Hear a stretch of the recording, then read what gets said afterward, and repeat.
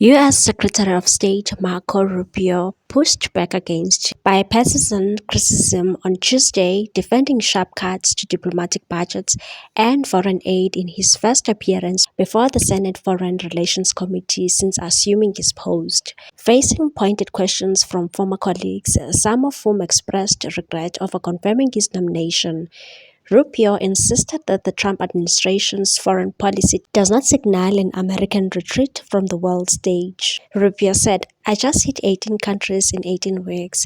That doesn't sound like much of a withdrawal." The hearing quickly became contentious as lawmakers grilled Rubio over a series of controversial decisions, including the administration's crackdown on immigration, its approach to Russian President Vladimir Putin, and the prioritization of white South African migrants over other refugees. Democratic Senator Chris Van Hollen of Maryland condemned Rubio's reversal on key issues he once championed in the Senate, and said, "You've turned away from a genocide in Sudan and invented one in South Africa. You've teamed up with President Trump to throw the Ukrainian people under the bus and have been played like a fiddle by Vladimir Putin." Rubio responded that his intent was not to dismantle American diplomacy, but to streamline it. He maintained that the U.S. remains the world's most generous humanitarian donor and unveiled proposed 2.9 billion rand America First Opportunity Fund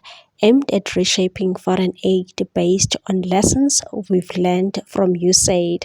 However, the Trump administration's preference for resettling Afrikaner farmers, a white minority in South Africa, over refugees from conflict zones such as Sudan and Syria drew sharp criticism. Senator Tim Kaine of Virginia asked, "Do you think Afrikaner farmers are the most persecuted group in the world?" Rubio replied and said those 49 people certainly felt persecuted. They met a requirement. They live in a country where land is taken on racial basis. On Russia, Rubio rejected claims that the administration had conceded ground to Putin, noting that sanctions remain in place. He also defended the U.S. position on Ukraine, denying any weakening of support. Republicans on the panel offered measured support. Senator Lindsey Graham, chair of the Appropriations Subcommittee on Foreign Affairs, said, "This to me is national security in another form, and to the people who don't get that, you are missing a lot."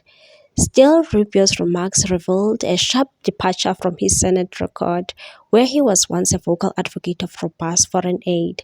The administration's proposed $28.5 billion budget slashes roughly $20 billion in what Rubio called duplicative, wasteful, and ideological-driven programs. The U.S. Agency for International Development, which traditionally oversaw about $40 billion annually, is being folded into the State Department. Rubio was also pressed on Trump's plans to relax sanctions on Syria, his handling of humanitarian aid to Gaza, and the administration's immigration policy. He asserted that Israel could achieve its goal of dismantling Hamas while allowing sufficient aid into Gaza.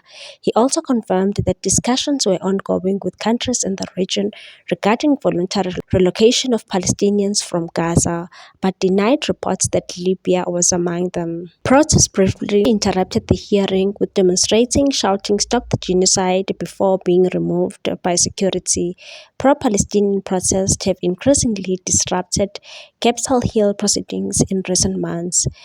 Rubio, who has consolidated power within the Trump administration, now holds multiple titles: Secretary of State, Acting National Security Advisor, Acting USAID Administrator, and Acting U.S. Archivist, making him the most powerful diplomat in Washington since Henry Kissinger in the 1970s.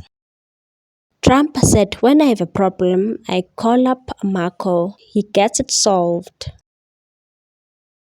What's your take on this one, people? Thanks for watching. Please subscribe for more news.